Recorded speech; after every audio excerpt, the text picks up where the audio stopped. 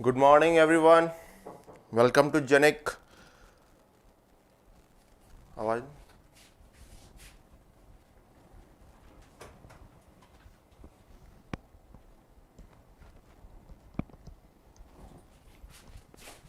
आवाज आ रही है? बता दीजिएगा, आप लोग कमेंट कीजिएगा। प्रॉपर वॉइस क्लियर है कि नहीं? आवाज आ रही है? चलिए, आ रही है सर। चलिए फटाफट आ जाइए सबको गुड मॉर्निंग वंस अगेन। ठीक है, बहुत गर्मी बढ़ गई है इधर, हीट बहुत ज़्यादा आ रही है अभी, मतलब मॉर्निंग सुबह मैंने अभी। ठीक है, तो सबको गुड मॉर्निंग, जितने लोग भी हैं यहाँ पे, हर्ष, शिल्पा, वैष्णवी, पांडे, संभव, प्रेम, जितने लोग भी हैं सबको गुड मॉर्निंग। ठीक है, तो अपन पिछले क्लास में क्या स्टार्ट किए थे? चैप्टर थ्री जो बताया था आपको, क्या टाइम डोमेन एनालिसिस। उसमें मैंने बताया था आपको क्या होता है transient part and steady state part, बताया था क्लियरली। फिर आपको मैंने बताया था कि ट्रांजिएंट पार्ट की क्या इंपॉर्टेंट है, क्या डिसाइड करता है, स्टेबिलिटी भी, वहाँ रिलेटिव स्टेबिलिटी कैसे डिसाइड करता है वो भी मैंने बताया था। फिर टाइम कांस्टेंट से कैसे रिलेटिव स्टेबिलिटी कनेक्ट करेंगे वो भी बताया था। पोल्स जो रहेंगे वो भी बताया था क्लियरली। ठीक है, तो सब पॉइंट्स आपको ध्यान में रहना चाहिए, पॉइंट्स आप भूलना नहीं चाहिए, बिल्कुल भी भूलिएगा नहीं। ठीक है, उसके बाद हम लोग देखे थे कि अगर फर्स्ट ऑर्डर सिस्टम है तो उसका कैसे हम लोग रेस्पॉन्स कैलकुलेट करेंगे फॉर आपको इसके देखे थे आपका इंपल्स इनपुट के लिए as well as unit step input के लिए देखा था। ठीक है, तो यहां पे आपको आज हम लोग जो स्टार्ट करने वाले हैं, good morning everyone, good morning Shyamal, good morning Himani. ठीक है, चलिए, तो आज हम लोग स्टार्ट करेंगे सेकेंड ऑर्डर। तो मैंने आपको क्लियरली बता दिया था, कल ही जो टॉपिक बताया था कि ये जो चैप्टर है इसमें मैथमेटिकल बहुत ज्यादा चीजें हैं, क्योंकि आपको कैलकुलेट करना है ना। आपको क्या कैलकुलेट करना? रेस्पॉन्स कैलकुलेट करना। ऑफ कोर्स यहां पे कुछ मैथमेटिकल टर्म तो आएंगे ही ना, ठीक है ना। तो यहां पे आपको जो भी आपको मतलब यहाँ पे मैथमेटिकल टर्म्स जो होगा यूज होंगे, याद रखिएगा। और बीच बीच में यहाँ पे कुछ पॉइंट्स जो कंक्लूजन होते हैं वो मैं नोट कराते जाऊंगा, आप लोग को टेंशन नहीं लेना है। जो भी कंक्लूजन्स होगा आपका वो मैं नोट कराऊंगा। ठीक है, तो आज हम लोग स्टार्ट करेंगे सेकेंड ऑर्डर सिस्टम का analysis of second order system. तो अच्छे से आप लोग प्रॉपर एक बार एकदम मस्त तरीके से रेडी हो जाइए आप लोग। ठीक है, तो analysis of second order system, second order system. ठीक है, तो सेकेंड ऑर्डर से पता चल रहा है क्या कि ऑफ कोर्स दो पोल होंगे। क्या बोल रहे हैं? सेकेंड ऑर्डर से क्या पता चल रहा है यहाँ पे? ऑफ कोर्स टू पोल्स होंगे। यहाँ पे समझ में आ रहा है कि नहीं? दो पोल होंगे, ये तो पता है आपको। जैसे फर्स्ट ऑर्डर में ओनली वन पोल था, इसमें आपको टू पोल्स रहेंगे। तो अगर हम इसका अगर हम लोग सर्किट ब्लॉक डायग्राम ड्रॉ करते हैं तो कुछ ऐसे होगा इसका। देखिए यहाँ पे ये एडर है आपका, प्लस माइनस। ठीक है, नेगेटिव फीडबैक ले रहे हैं, नेगेटिव फीडबैक, क्योंकि मैंने बताया था कि नेगेटिव फीडबैक पूरे इंटायर कंट्रोल सिस्टम में नेगेटिव फीडबैक ही इंपॉर्टेंट है हमारा। ठीक है, नेगेटिव फीडबैक को ही हम लेके पढ़ेंगे। ठीक है, आर ऑफ एस, और ये आपका यहाँ पे है, और ये होता है omega N square by S square plus 2 zeta omega N s. ये आपका हो गया यहाँ पे क्या? ये फॉरवर्ड पाथ। ये क्या होता है आपका? Forward path gain. ये फॉरवर्ड पाथ गेन है ये। ठीक है, फॉरवर्ड पाथ गेन। अब ये आपका हो गया C of S output. Note down कीजिएगा अच्छे से आप लोग। आइए, हम क्या बोल रहे हैं? यूनिटी ले रहे हैं, वन।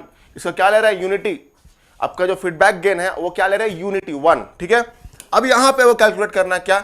इसका अगर ट्रांसफर फंक्शन आप कैलकुलेट करेंगे C of S by R of S, तो क्या हो जाएगा? ध्यान से देखिए, C of S by R of S जब कैलकुलेट करेंगे तो इसका आपको कुछ ऐसे आएगा, omega N square divide by S square plus 2 zeta omega N S plus omega N square. अब ये सर कैसे आया? ये जीटा है, ये नया टर्म इंट्रोड्यूस हो रहा है, इस ऐसे बना रहे हैं इसको। देखिए, ये आपको क्या बोलते हैं? जीटा। इसको बोलते हैं नोटेशन, जैसे कि अल्फा बीटा गामा होता है उस तरह इसको जीटा बोलते हैं, जीटा। ठीक है, जितने लोग भी अगर नए लग रहा है उन लोग को तो ध्यान से देखिएगा, इसको बोलते हैं जीटा, और इसको बोलते हैं एज वेल इसको बोलेंगे डैम्पिंग रेशियो। इसको क्या बोलते हैं हम लोग? Damping ratio. ठीक है, इसको डैम्पिंग रेशियो ही बोलते हैं। समझ में आ रहा है कि नहीं? डैम्पिंग रेशियो, नोट डाउन कर लीजिएगा इसको, जीटा एंड डैम्पिंग रेशियो। तो ये आपका यहाँ पे अगर इसका ट्रांसफर फंक्शन निकालेंगे तो आपको ट्रांसफर फंक्शन कैसे निकालना है? तो आपको निकालने का तरीका यही है, G of S divide by 1 plus G of S.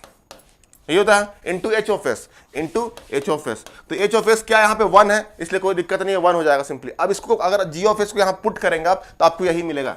समझ में आ रहा है कि नहीं? इसको यहाँ पर, तो ये आपका क्या हो गया? सेकेंड ऑर्डर सिस्टम का आपका ट्रांसफर फंक्शन है, मतलब गेन है।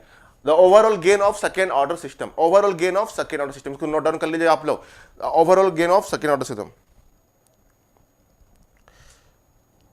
ठीक है, यहां तक क्लियर हुआ?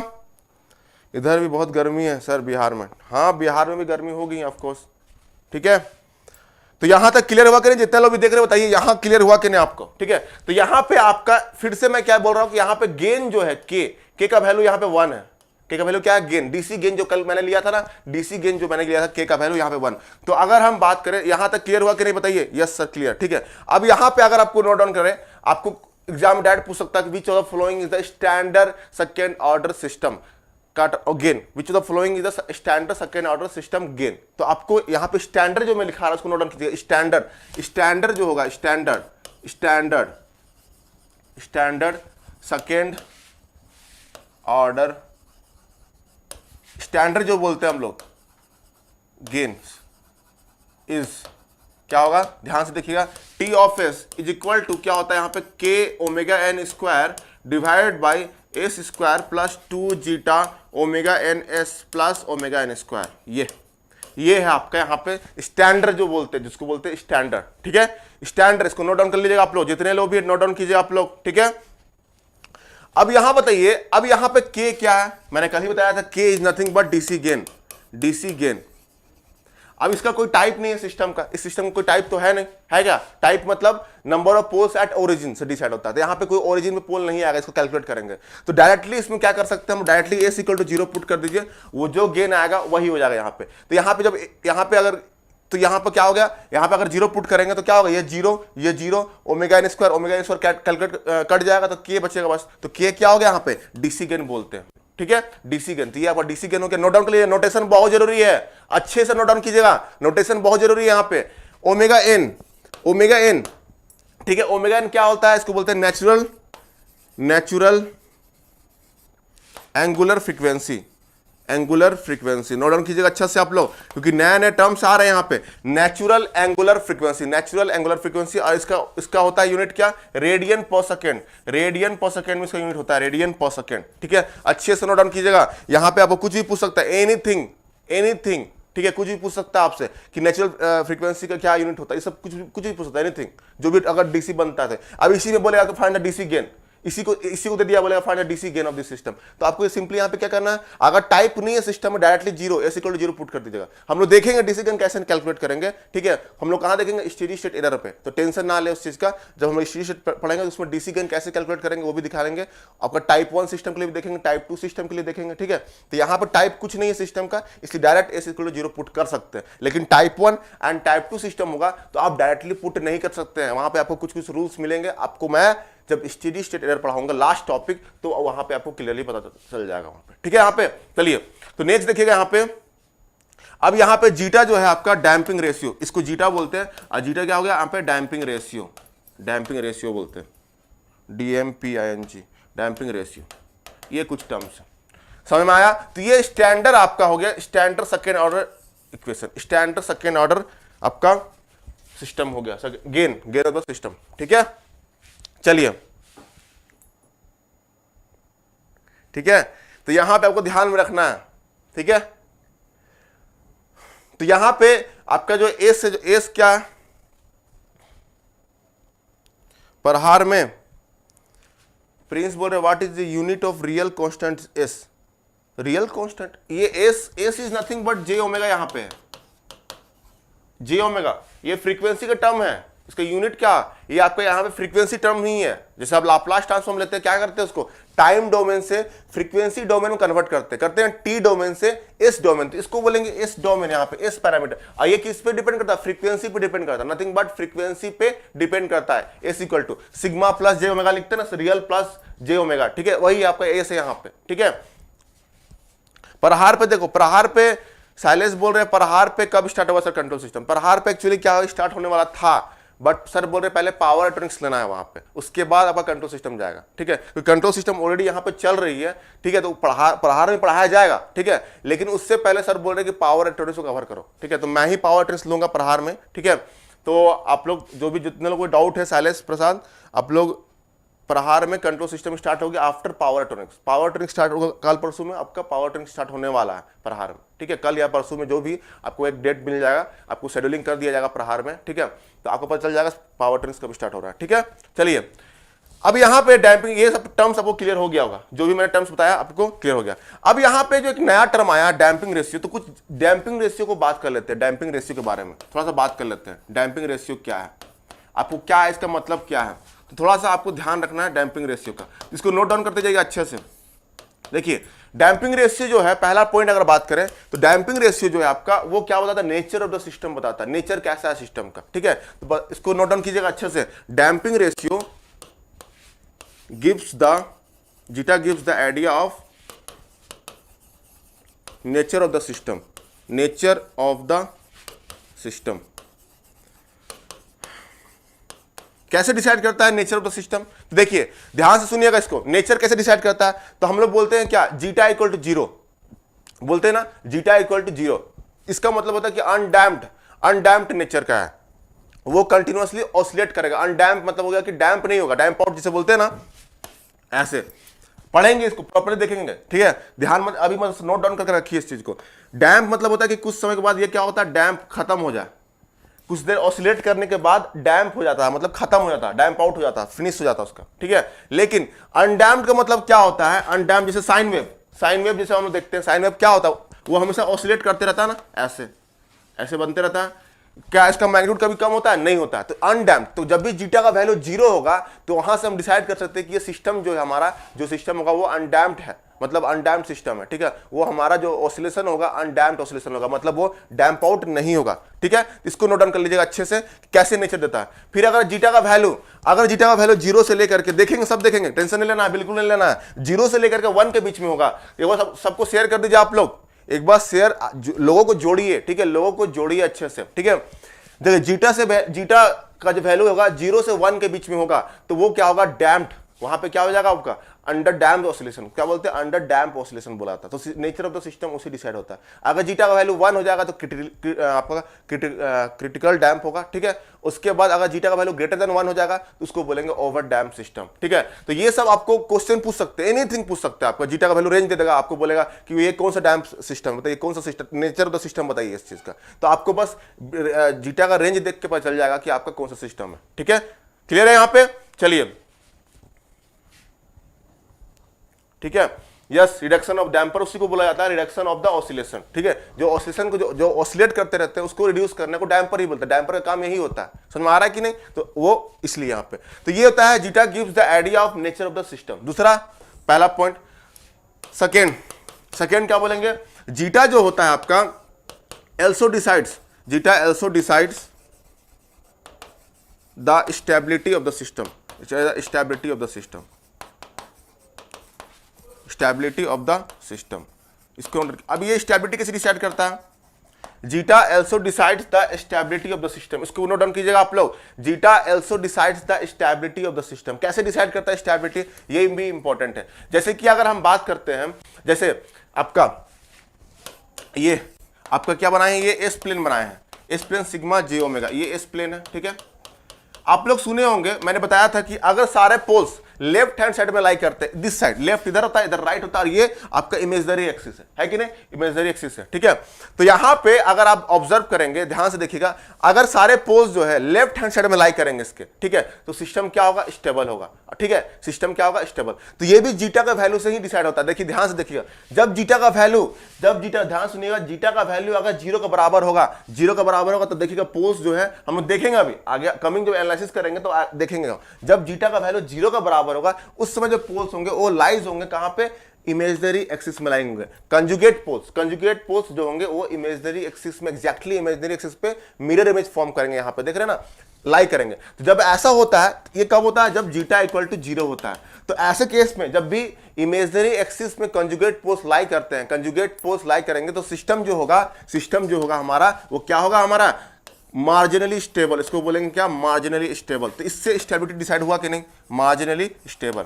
मतलब आप डायरेक्टली बोल सकते हैं क्या कि अगर जीटा का वैल्यू 0 होगा, क्या बोल सकते हैं यहां पे, अगर जीटा का वैल्यू 0 होगा इसका मतलब क्या हुआ कि वो सिस्टम जो है मार्जिनली स्टेबल होगा। अब मार्जिनली स्टेबल का मतलब क्या होता है कि conjugate poles lies on the imaginary axis, conjugate poles lies on the imaginary axis.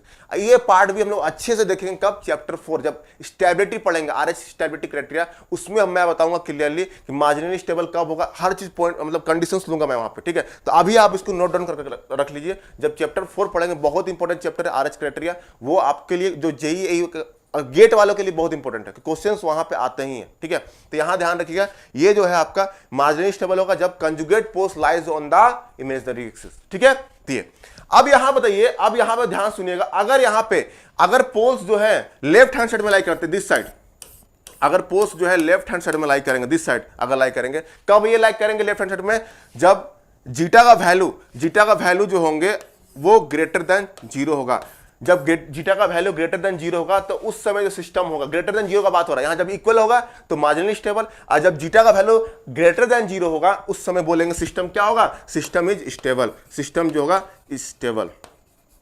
देखेंगे, ध्यान से देखेंगे हम लोग, जैसे ही जीटा का वैल्यू हम लोग इंक्रीज करेंगे ना, 0 से बड़ा करेंगे, देखिएगा पोल्स जो है यहां से शिफ्ट होके इधर आने लगेगा, लेफ्ट हैंड साइड में शिफ्ट करेगा। ये कैसे पता चलेगा, अभी एनालिसिस करेंगे सब पता चल जाएगा। देखिएगा, आप ऑब्जर्व कराएंगे, आपको प्रॉपर्ली एवरीथिंग आपको प्रॉपर्ली ऑब्जर्व होगा, टेंशन नहीं लेना आप लोग को, ठीक है। तो जीटा का जब वैल्यू ग्रेटर देन 0 होगा, यहाँ पे ग्रेटर देन 0 होगा, ध्यान सुनिएगा, ग्रेटर देन 0, तो पोल्स जो है आपका, पोल्स यहां से शिफ्ट होके लेफ्ट हैंड साइड में आ जाएंगे, लेफ्ट हैंड साइड में। अगर लेफ्ट हैंड साइड में आ गए तो सिस्टम क्या होता है, सिस्टम इज स्टेबल। समझ में आ रहा है कि नहीं। अब ध्यान से सुनिएगा, अगर जीटा का वैल्यू इधर, अगर जीटा का वैल्यू लेस देन 0 होगा, लेस देन 0 होगा मतलब -1 -0.5 इस टाइप का कुछ सीन होगा, माइनस। अगर लेस देन 0 होगा उस समय जो पोल्स होंगे वो लाई करेंगे हाँ, राइट हैंड साइड पे लाई करेंगे, राइट हैंड साइड पे, राइट हैंड साइड पे। तो ये इंपॉर्टेंस है जीटा का, कि स्टेबिलिटी डिसाइड करता है, नेचर डिसाइड करता है स्टेबिलिटी जीटा का, ठीक है, डैम्पिंग रेशियो का, ये इंपॉर्टेंस है, ठीक है। तो राइट हैंड साइड में अगर पोल्स लाई करेंगे तो क्या होगा, सिस्टम जो होगा unstable, system is unstable, system is unstable. समझ में आ रहा है कि नहीं। तो ये आपको अच्छे से ध्यान रखना चाहिए, ठीक है, सिस्टम। तो ये आपको बिल्कुल ध्यान रखना, ये पॉइंट्स मैंने आपको अच्छे से बना लीजिएगा इसी तरह एक प्लेन, और यहां पे नोट डाउन कर लीजिएगा। जब भी पोल्स इमेजिनरी एक्सिस में लाई करेंगे तो मार्जिनली स्टेबल, जब लेफ्ट हैंड साइड में लाई करेंगे तो वो जाएगा आपको क्या, स्टेबल सिस्टम, और जो राइट हैंड साइड में लाई करेंगे तो क्या हो जाता है, अनस्टेबल। और उसमें जीटा का वैल्यू देख लीजिए, यहाँ पे जीटा का वैल्यू ग्रेटर देन 0, यहाँ पे इक्वल टू 0, लेस देन 0। तो हम लोग देखेंगे कैसे हम लोग जीटा का वैल्यू अगर वैरी कराएंगे, अभी ऑब्जर्व करेंगे, इसके बाद वही टर्म है, ठीक है। चलिए नेक्स्ट स्टार्ट करते हैं। यहां तक क्लियर हुआ, यहां तक क्लियर हुआ कि नहीं, गुड हिमानी, ठीक है, वेरी गुड। सबको जो समझ में आ रहा है कि नहीं आप लोगों को, बस यही मेरे लिए इंपॉर्टेंट है, ठीक है। Just stable, unstable, marginally stable होता है जस्ट अगर इमेजिनरी एक्सिस पे लाई करता है पोल्स, तो याद रखिएगा इस चीज को, ठीक है। चलिए सबको क्लियर हो गया, सबको क्लियर हो गया तो आगे बढ़ते हैं हम लोग, एनालिसिस अब स्टार्ट करते हैं। एनालिसिस स्टार्ट करेंगे फॉर किसके लिए, अभी फॉर अगर इनपुट देंगे हम लोग, इंपल्स इनपुट देंगे, जैसे कल मैंने दिखाया था आपको इंपल्स इनपुट और क्या दिया था, स्टेप इनपुट देखकर बताया था, ठीक है, सेकंड फर्स्ट ऑर्डर सिस्टम का। उसी तरह आज हम स्टार्ट करेंगे सेकंड ऑर्डर सिस्टम का फॉर द इंपल्स इनपुट, जब हम लोग इंपल्स इनपुट देंगे। तो चलिए एनालिसिस स्टार्ट करते हैं प्रॉपर, ठीक है। चलिए तो अगर हम बात करें, इसे ये सिस्टम है, ये सिस्टम है, हम लोग गेन क्या कंसीडर, गेन यहां कंसीडर कर रहे हैं 1, डीसी गेन क्या कंसीडर कर रहे हैं 1। तो यहां पे क्या हो जाएगा, omega N square divide by S square plus 2 zeta omega N S plus omega N square. ये हो गया आपका, ये आपका हो गया क्या, output, and this one is the input, R of s input है, ठीक है।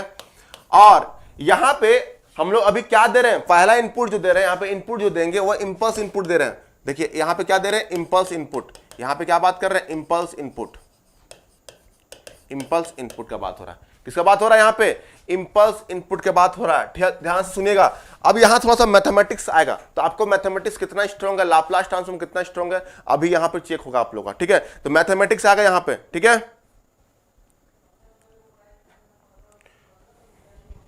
ठीक है। तो यहां पे आपका मैथमेटिक्स यहां पे यूज होगा, इंपल्स इनपुट देंगे, मतलब R of T is equal to क्या हो जाएगा, डेल ऑफ टी, ये इनपुट अभी दिए है, ठीक है। तो सिंपली बताइए सी ऑफ एस क्या हो जाएगा, सी ऑफ एस इसके बराबर होगा कि नहीं होगा, होता है कि नहीं? डेफिनेशन मैंने बताया था ट्रांसफर फंक्शन डेफिनेशन क्या होता है कि it is the Laplace transform of impulse response, होता है ना Laplace transform of impulse response. तो सी ऑफ एस डायरेक्टली इसके बराबर हो जाएगा, ठीक है। तो यहां पे अगर इंपल्स इनपुट दिए तो C of S is nothing but omega N square divide by S square plus 2 zeta omega N S plus omega N square. यही होगा कि नहीं? बताइए, कमेंट कीजिए। ये समझ में आया कि नहीं आप लोग को? बताइए, आप लोग समझ में आया कि नहीं? मैं डायरेक्टली यहां पे लिख दिया हूं, बताइए आप लोग, कमेंट कीजिए। यस यस सर, समझ में आएगा? चलिए, लोकेश सर भी मैसेज किए, गुड मॉर्निंग सर। यस, ठीक है। तो यहां तक समझ में आएगा। सी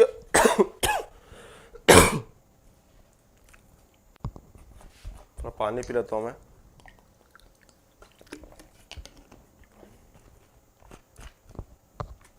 चलिए, अब यहां बताइए, हाँ सबको समझ में आ गया, वेरी गुड।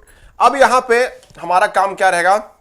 अब यहां पे जीटा का वैल्यू को वैरी कराना हमारा काम है। क्या बोले हम? जीटा का वैल्यू। तो पहला पॉइंट क्या है? जीरो से हम लोग देखेंगे। अगर जीटा का वैल्यू जीरो होगा, जीटा का वैल्यू हम क्या कर रहे हैं? पहला पॉइंट अच्छे से नोट कीजिएगा। अगर जीटा का वैल्यू जीरो होगा, यहां रखिए जीरो, ठीक है, रख दिए जीरो यहां पे। जब जीरो रखेंगे तो क्या होगा? C of S is equal to क्या हो गया? Omega N square divide by S square plus omega N square. यही आया कि नहीं?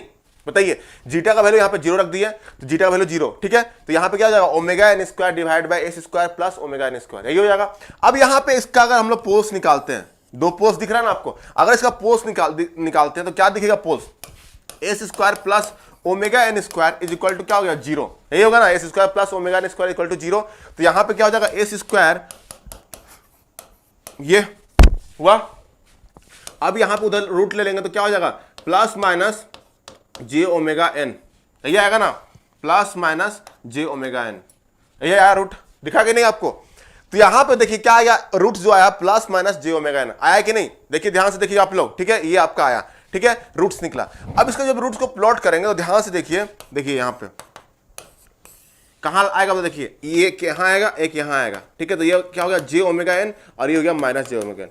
तो मैंने आपको बताया था अभी, जस्ट अभी बताया था, जब zeta equal to zero put करेंगे तो अपन लोग क्या मिलेगा? हमको कंजुगेट पोल्स मिलेंगे कि नहीं? On lies on the imaginary axis, lies on the imaginary axis, conjugate poles मिलेंगे lies on the imaginary axis. तो देखिए मिला कि नहीं?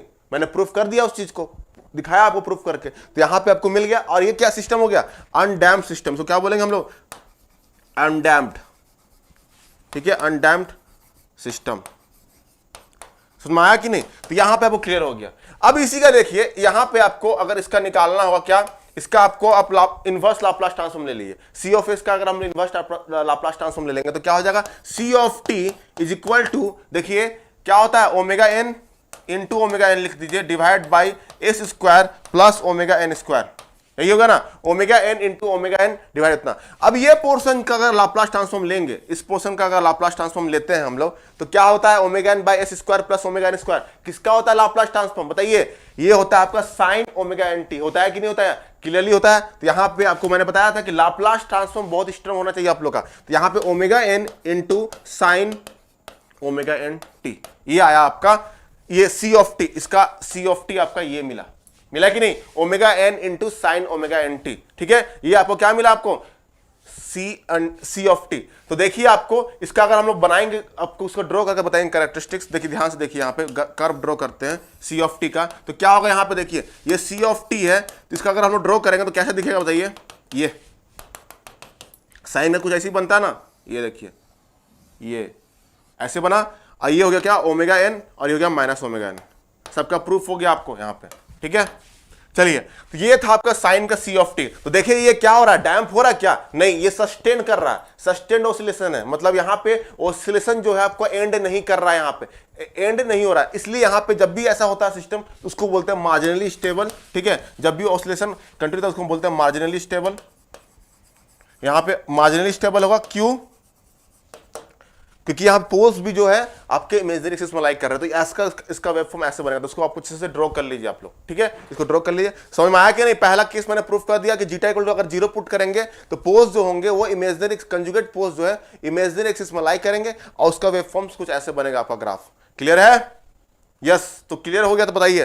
फिर नेक्स्ट आगे बढ़ेंगे हम लोग, जीटा का वैल्यू को अब बढ़ाएंगे, 0 से लेकर के 1 के बीच में रखेंगे, ठीक है। तो यहां तक क्लियर हुआ होगा, तो आगे बढ़ेंगे हम लोग। इसको अच्छे से नोट डाउन कर लीजिएगा, आप लोग नोट डाउन कर लीजिएगा अच्छे से। तो ये एनालिसिस कर रहे हैं हम लोग, स्टार्ट कर दिए एनालिसिस करना, ठीक है। समझ में आ रहा है कि नहीं आप लोग को? ठीक है, तो यहां पे अब स्टार्ट करते हैं नेक्स्ट। समझ में आया होगा, तो नेक्स्ट हम लोग स्टार्ट करते हैं। अगर हम जीटा का वैल्यू को बढ़ा रहे हैं, क्या कर रहे हैं, जीटा का वैल्यू को इंक्रीज कर रहे हैं। यहां पे इंक्रीज करेंगे मतलब 0 से लेकर के जीटा का वैल्यू हम लोग कहां तक जाएंगे, 0 से लेकर के जीटा का वैल्यू 1 के बीच में, मतलब 0 और 1 के बीच में लाइक करेगा। 0 से बड़ा और 1 से छोटा के बीच में अगर लाइक करता है तो क्या सीन होगा, देखिए ध्यान से। देखिए हमारा क्या था, C of S is equal to क्या था, omega N square plus S square plus 2 zeta omega N S plus omega N square, यही था ना, ठीक है। C of S equal to इतना था, ठीक है। अब यहां बताइए, अगर हम यहां पे इसका आपको रूट्स निकालना होगा। अब इसका आपको यहां पे जीटा का वैल्यू तो आप पुट नहीं कर सकते, क्या भी वैल्यू, कुछ भी वैल्यू हो सकता है, 0.1 0.2 कुछ भी हो सकता है, 0.5 0.75 कुछ भी हो सकता है, एनीथिंग वैल्यू। तो यहां पे इसको आपको रूट्स निकालना होगा। यहां पे इसका क्या निकालना होगा, आपको रूट्स फाइंड करना होंगे। इसका रूट्स फाइंड करना होगा। कैसे फाइंड करेंगे रूट्स, कैसे फाइंड करेंगे? और एक चीज मैंने भूल गया था, इसी को हम लोग बोलते हैं कैरेक्टरिस्टिक इक्वेशन, ठीक है। कैरेक्टरिस्टिक्स इक्वेशन बोलते हैं इसको, कैरेक्टरिस्टिक्स इक्वेशन।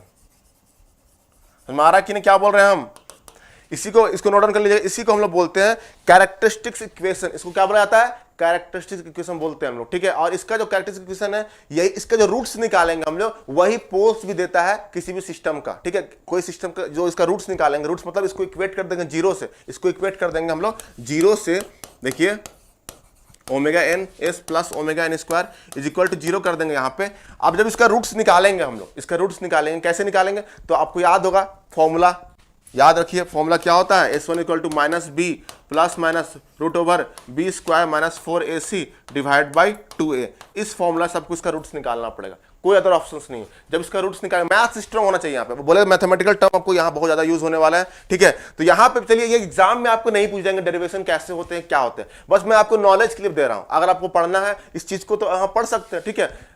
बस आपको विजुअलाइज कराने के लिए मैं यहाँ पे कर रहा हूँ, और कुछ नहीं, ठीक है। तो यहाँ पे ये आपको एग्जाम में तो डेरिवेशन नहीं पूछेगा कि भाई कैसे इसका आ रहा है, नहीं, लेकिन यहाँ पे इसका रूट्स निकाल सकते हैं आप यही फॉर्मूला से। बी क्या हो गया, यहाँ पे ये हो गया बी, ठीक है। इसका 1 हो गया, ए 1 हो गया, और सी हो गया ओमेगा एन स्क्वायर। यहाँ पुट करके देखिएगा यहाँ पे, ठीक है। तो इसका जब रूट्स निकाल देंगे, इसका जो रूट्स निकलेगा वही क्या होता है, poles of the closed loop transfer function होता है। क्या बोले हम, poles of the closed loop transfer. Note down कर लीजिएगा, roots of characteristics equation is nothing but poles of closed loop transfer function, ठीक है। पोल्स ऑफ क्लोज्ड लूप, हाँ, धराचार्य फॉर्मूला, यस वही है, वही, ठीक है, ठीक है। तो यहां पे कैरेक्टरिस्टिक इक्वेशन जो होगा यहाँ पे, उसी का हम लोग जो रूट्स निकालेंगे, that is the poles of, क्या बोलते हैं उसको, पोल्स ऑफ, हम बोलेंगे क्या, close loop control system. Note down कर लीजिएगा, अच्छे से नोट करके लिखिएगा, ठीक है, नोट डाउन कर लीजिएगा आप लोग। चलिए अब यहां पे अगर हम इस फॉर्मूला से इसका रूट्स निकालते हैं, इसका रूट्स निकालेंगे तो कुछ ऐसे मिलेगा आपको, मैं अभी निकाल कर नहीं बताऊंगा, आप लोग होमवर्क में निकाल लीजिएगा, देखिए आ रहा है कि नहीं। ये आएगा आपका minus zeta omega N plus minus J omega N root over 1 minus zeta square, ऐसा कुछ आएगा आपका। ये इसका वैल्यू, ये एस इक्वल टू क्या हो जाएगा, minus zeta omega N plus minus J omega N root over 1 minus zeta square. ये आपका आ जाएगा क्या, इसका आपका हो जाएगा क्या, इसका रूट्स आएगा, ये आपका रूट्स आएगा। तो यही उसका क्या हो जाएगा, पोल्स भी होंगे, बिल्कुल इसका पोल्स भी यही होंगे, minus zeta omega N plus minus J omega N root over 1 minus zeta square, ठीक है। यहां पे क्लियर है, यहां पे तो इसका रूट्स आपका यही जब फाइंड करेंगे तो इसका रूट्स आपको ऐसे ही आएगा। और यहां पे आपको कुछ टर्म्स मिलेंगे, देखिए ये और ये टर्म्स, ठीक है। अब यहां पे एक नया टर्म्स इंट्रोड्यूस करेंगे, omega d is equal to omega N root over 1 minus zeta square. ये हो गया एक नया टर्म इंट्रोड्यूस हुआ, ओमेगा डी, जिसको बोलते हैं डैम्पिंग फ्रीक्वेंसी, इसको बोलते हैं क्या, डैम्पिंग फ्रीक्वेंसी। नोट डाउन कर लीजिएगा, इसका फॉर्मूला आता है एग्जाम में, इस पे क्वेश्चन आ जाते हैं, डैम्पिंग, इसको क्या बोलेंगे, डैम्पिंग फ्रीक्वेंसी, ठीक है, इसको बोलेंगे डैम्पिंग फ्रीक्वेंसी, ठीक है। Omega d equal to omega N root over 1 minus zeta square, ये हो जाएगा आपका क्या, डैम्पिंग फ्रीक्वेंसी। नोट डाउन कर लीजिएगा, ठीक है। दूसरा क्या है आपका, जीटा ओमेगा एन को आप अल्फा ले सकते हैं, अल्फा इसको बोलते हैं हम लोग एक्चुअल डैम्पिंग, एक्चुअल डैम्पिंग। बस इसको नोट डाउन कर लीजिए आप लोग, ठीक है। तो यहां पे दो टर्म्स दिख रहा है आपको, क्या, omega d that is equal to omega N root over 1 minus zeta square, इसको बोलेंगे डैम्पिंग फ्रीक्वेंसी। दूसरा क्या होगा, zeta omega n that is equal to alpha and that is equal to क्या होगा, एक्चुअल डैम्पिंग। इसको क्या बोलेंगे हम लोग, एक्चुअल डैम्पिंग। क्लियर हुआ कि नहीं, यहां तक बताइए, क्लियर हुआ कि नहीं? ठीक है, चलिए अब इसको अगर हम लोग देखें